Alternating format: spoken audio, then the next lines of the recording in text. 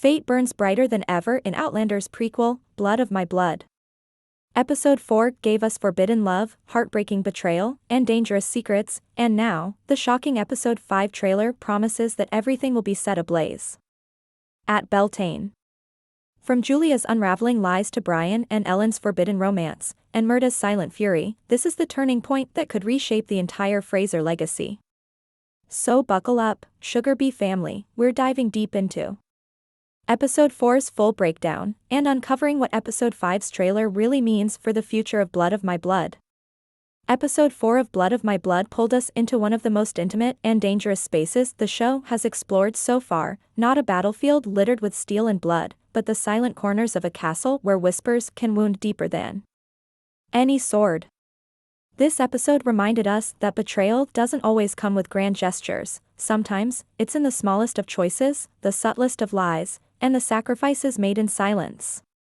And no one carried that burden heavier than Julia at first glance. Julia's actions in Episode 4 might seem like self-preservation, and they are, but they also reveal just how deeply entangled she has become in a web of lies and survival tactics.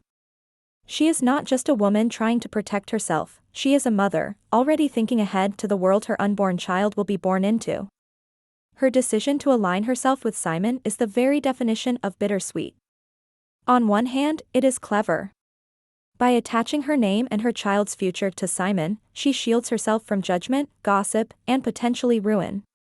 On the other hand, this same decision traps her in a role she despises, tethering her to a man she doesn't love and forcing her to carry a lie that grows heavier every day. Everyone in the castle now believes Simon is the father of her child.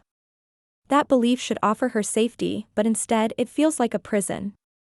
The audience knows the truth, and Julia knows it too. Simon has no claim to her heart, nor to the life inside her. Yet appearances matter more than truth in this world. And Julia is forced to wear her deception like armor. The cruel irony is that the very act that grants her freedom from shame is the same act that condemns her to a future of secrecy. This is the essence of Episode 4, the betrayals that are quiet, invisible to most, but deeply destructive all the same. Julia betrays her own desires in order to survive. She betrays the truth of her child's heritage in order to maintain her position. And in doing so, she risks betraying the fragile trust of the one person who has stood by her side, Brian, and this is where the tension becomes unbearable. Brian has been Julia's silent protector since the moment she arrived, carrying nothing but desperation and the hope of safety. He believed her when others doubted. He defended her when she was at her weakest. But Episode 4 shows us the first cracks in that bond. Brian is observant, and he is no fool. He remembers that Julia came to the castle already with child. He knows that her story has never been simple. And while he may not yet know the full truth, suspicion is like a spark. It doesn't take much to set everything ablaze. In this way, Julia's lies are not just her own burden, they are time bombs waiting to go off. All it will take is one misplaced word, one slip in her carefully spun illusion, for the entire household to turn against her. And as Brian's questions grow sharper and his loyalty wavers, we begin to see the true theme of Episode 4, that sometimes the deadliest battles aren't fought with swords, but with secrets. That if Episode 4 revealed anything, it's that Julia's carefully constructed facade is beginning to crumble. For weeks, she has survived on instinct and deception, weaving a web of lies so intricate that it has, until now, protected her from suspicion. But Episode 4 showed us that even the strongest webs can fray, and the one pulling at the threads is none other than Brian. From the moment Julia stepped into the Fraser household, Brian has been her shield. He believed in her when no one else would, offering kindness where others offered judgment, and protection when she had nothing to bargain with. His quiet loyalty became the pillar on which Julia leaned, giving her the strength to make impossible choices. But with each lie Julia has told, that foundation weakens. Episode 4 gave us the first real glimpse of Brian's growing doubts. The questions that haunt him are simple but devastating. Why Simon? Why would Julia, a woman desperate for security and truth, bind herself to a man whose affection feels more like ownership than love? Why would she enter a marriage of convenience so quickly, without confiding in him? To Brian, who has watched Julia fight for dignity and survival, the choice feels out of character, unless, of course, Julia is hiding something. And we, as the audience, know Julia is trapped by her own decisions. Every time Brian asks, she must defend herself with carefully chosen words, but those defenses only make her look more suspicious. In trying to convince him, she ends up pushing him further away. It is the paradox of lies: the more you insist on their truth, the less believable they become. And Julia, despite her intelligence and strength, is now caught in that cycle. What makes this so heartbreaking is that Brian is not just another ally. He has been her silent confidant, her unspoken support.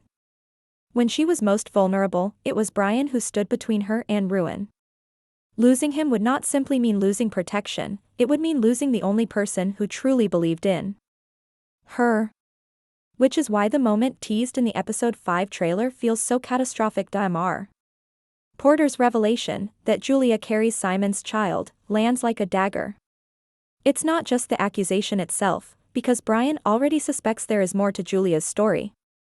The danger is in how the information is delivered. To Brian, this isn't Julia's private truth anymore, it's a weapon, wielded by others, to control her.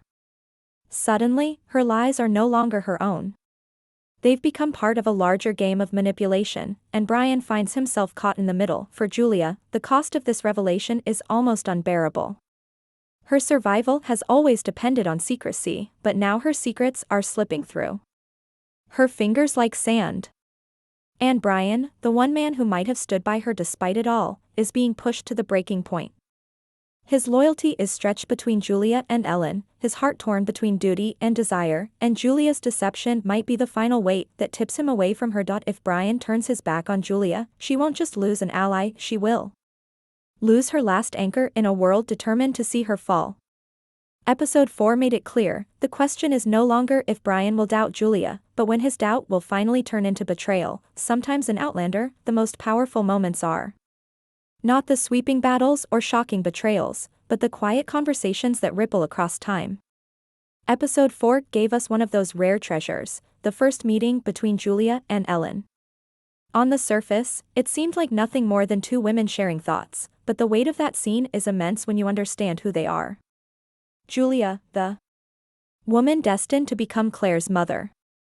Ellen, the woman destined to become Jamie's mother. Two legacies colliding without even realizing the future they are setting in motion. To viewers, the moment was electrifying, because we already know what they don't. Their children are fated to meet, to fall in love, and to change history forever. Every smile, every exchanged glance, every shared truth between these two women felt like destiny itself weaving a thread into the grand tapestry of Outlander. And while Ellen and Julia speak as strangers bound by circumstance, we see them as the very foundation of everything that will follow. What makes this meeting even more fascinating is Julia's subtle role within it. Julia isn't only fighting for her own survival anymore, she's beginning to act as a guardian of the future. She knows that the choices she makes now, the relationships she nudges forward, will determine whether history stays on course. In her interactions with Ellen, Julia's influence is clear. She gently pushes Ellen closer to Brian, ensuring that the love which should blossom between them does not wither under the weight of duty or expectation. This is where Julia becomes more than a survivor, she becomes an architect of destiny. By steering Ellen toward Brian, she isn't simply helping a friend follow her heart. She is protecting the very roots of the Fraser family tree. Without Ellen and Brian's union, there is no Jamie Fraser.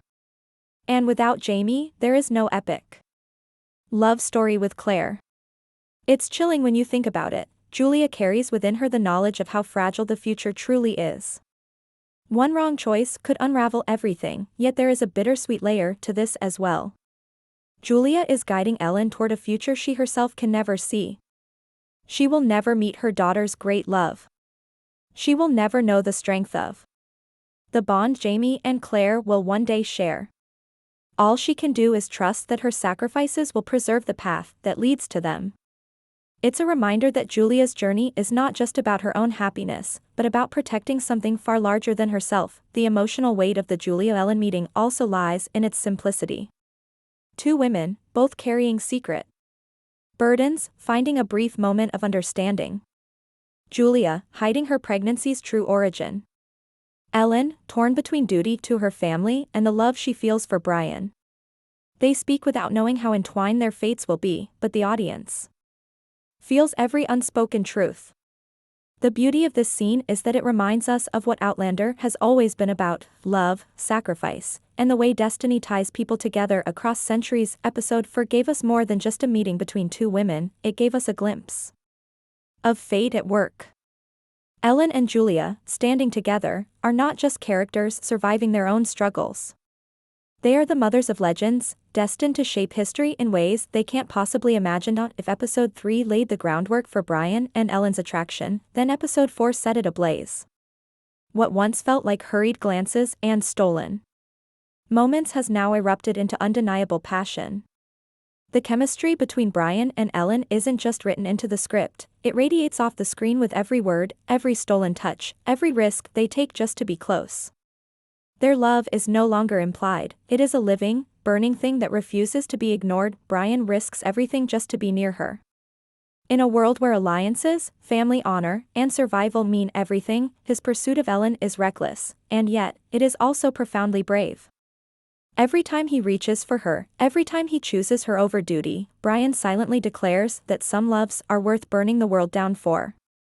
Ellen, equally, isn't simply a woman swept away by passion, she recognizes his courage. She sees the strength of a man who would stand against clan expectations, family loyalty, even his own survival, just to love her openly. And that recognition fuels her fire, but passion in the world of Outlander never comes without danger. Their love, while deeply real, is also deeply forbidden. Every stolen moment threatens to collapse the fragile balance holding the Fraser household together. Secrets this explosive don't stay hidden for long. And when they are revealed, they don't just fracture hearts, they destroy families, friendships, and alliances built over generations. And then comes the storm, Murtagh. His discovery of their bond in episode 4 is quiet, almost wordless, yet it hits harder than any battle scene. His silent witnessing of Brian and Ellen's love is a wound that will never heal. For Murtagh, loyalty runs deeper than blood. He has given everything, his trust, his protection, his friendship, to Brian. To see Brian risk it all, not only for Ellen but against the fragile unity of the Frasers, feels like betrayal carved into his soul. For Ellen, too, Murtagh's gaze is crushing. She knows the weight of his loyalty, the depth of his devotion to Brian. And now she must carry the knowledge that her love has put him in an impossible position.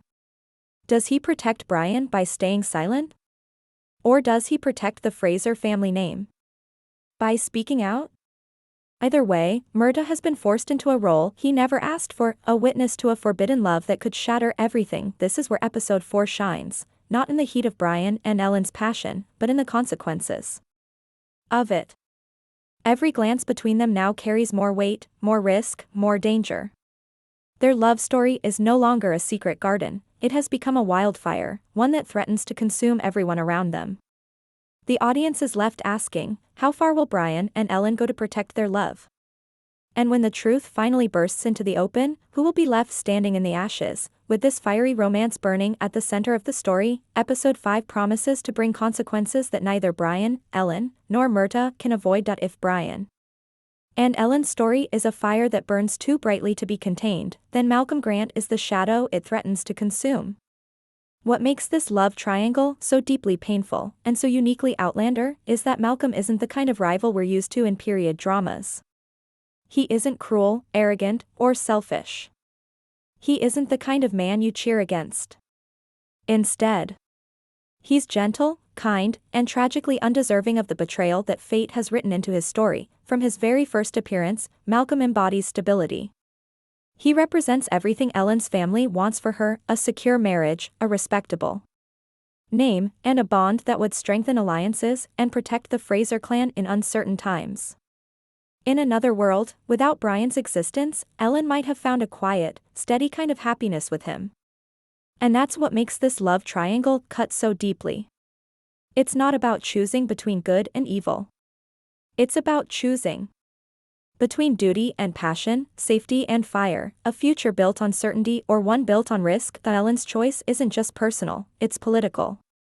With her hand in marriage comes the fate of families and clans who desperately rely on strong ties to survive in a dangerous and shifting world. By leaning toward Brian, Ellen isn't simply following her heart, she's shattering alliances, unraveling expectations, and putting her family's survival at risk. But how do you tell the heart to be still when it's already burning? How? Do you embrace a steady kindness when your soul aches for the man who sets it on fire? And yet, Malcolm's tragedy is that he doesn't deserve any of it. He isn't the villain standing in the way of true love. He's the wrong man for Ellen only because fate decrees it, not because of any flaw in himself. Watching him slowly realize Ellen's heart belongs to someone else is one of the most devastating undercurrents of Blood of My Blood. His tenderness only deepens the pain, for Ellen, for Brian, and for the audience. In episode 4, the cracks in this triangle became clear. Ellen's stolen glances with Brian, her hesitations around Malcolm, the subtle shift in her tone when she speaks his name, all of it is building toward the inevitable heartbreak. Malcolm senses it, even if he doesn't fully understand it yet. And that quiet awareness, that creeping fear that the woman promised to him is slipping away, is heartbreaking to watch. Unlike many love triangles where one character feels expendable, Malcolm cannot be dismissed. He isn't a plot device, he's a man whose heart will be shattered for no crime other than loving Ellen with honesty and devotion. And this makes the coming storm all the more brutal. When the truth finally breaks open, when Brian and Ellen's love can no longer be denied, it won't just be their world that burns. It will be Malcolm's, and perhaps that's what Blood of My Blood does best, reminding us that in love, there are no easy villains. Only choices.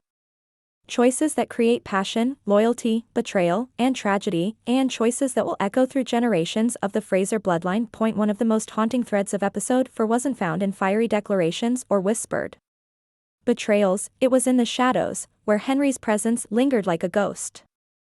For Julia, Henry is not just a name carried across time, he's her heartbeat, her anchor to the world she left behind. And in episode 4, her dreams of him in the 1920s were not simple dreams. They were warnings, whispers from fate that their story is far from over. Julia's visions of Henry were painted with desperation, almost as if her subconscious was clawing for hope. She believes, with every piece of her heart, that if she can just find the right path through the stones, she will reach him again. That one more sacrifice, one more risk, could restore what time has so cruelly torn apart.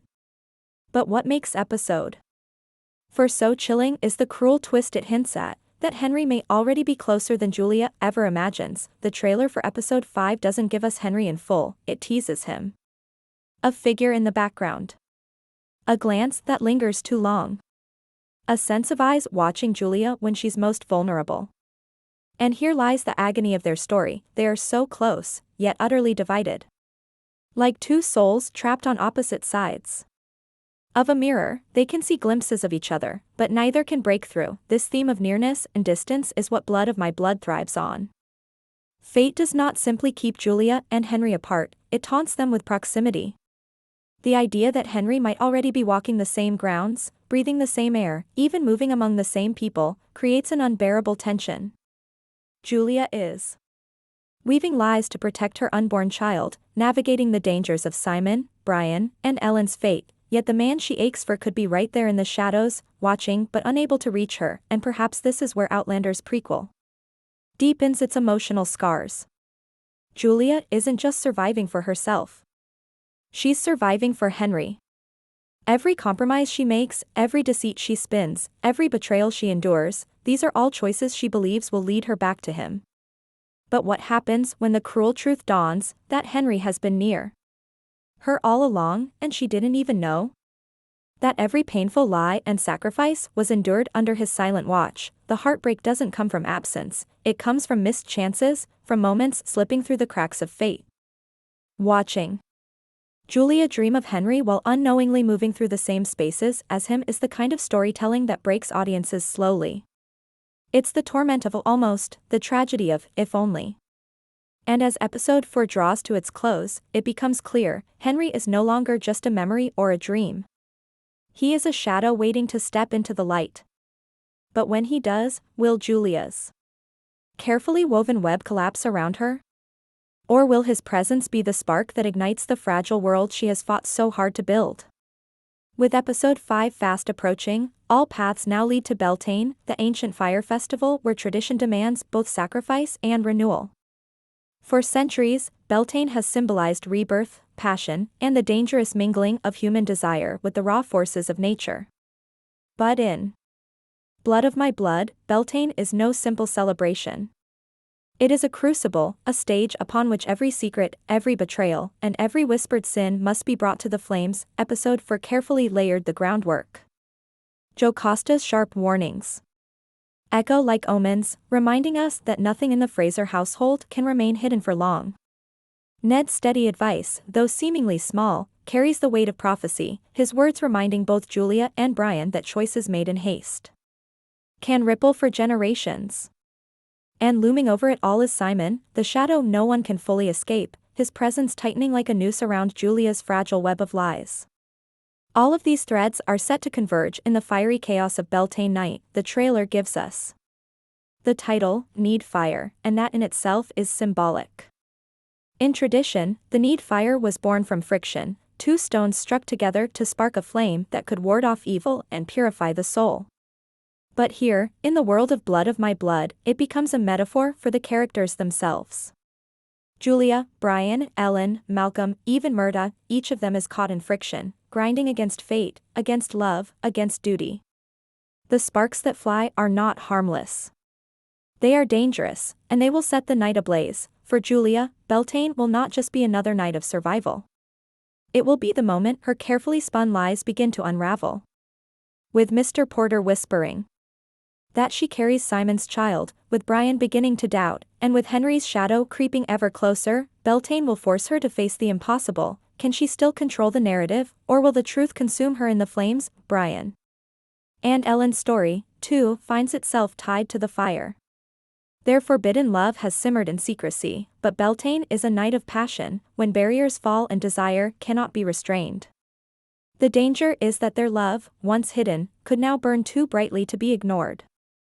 And if Murtagh, already burdened by what he has seen, chooses this night to break his silence, the consequences will ripple through the Fraser and Grant households alike. Even Malcolm Grant's presence makes Beltane more tragic.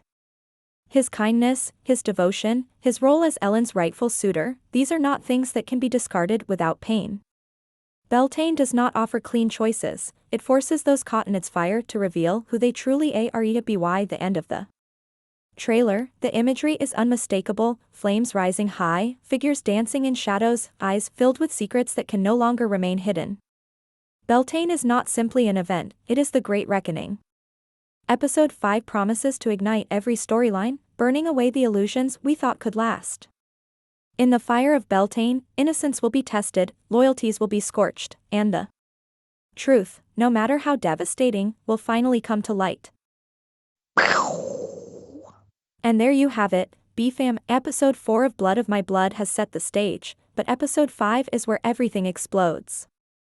Beltane isn't just fire, it's truth, it's passion, and it's betrayal. Julia's lies are hanging by a thread, Brian and Ellen's forbidden love is blazing hotter than ever, and Murtagh's silence? That might just be the spark that burns it all down. Now the big question is, when those flames rise at Beltane, who walks away purified, and who gets consumed? I want to hear your theories. Do you think Julia can hold her story together, or will Mr. Porter's so-called truth destroy her? And what about Brian and Ellen, are they destined to survive this forbidden love, or is Malcolm Grant about to take his rightful place? Drop your thoughts in the comments, I'll be reading every one of them. If you enjoyed this breakdown and you're hyped for episode 5, make sure to hit that like button, subscribe, and ring the bell so you never miss an update. We've got plenty more Outlander universe content coming, and trust me, you don't want to miss what's next. This is Sugar Bee, signing off. Until next time, keep buzzing, keep theorizing, and get ready for the fire of Beltane.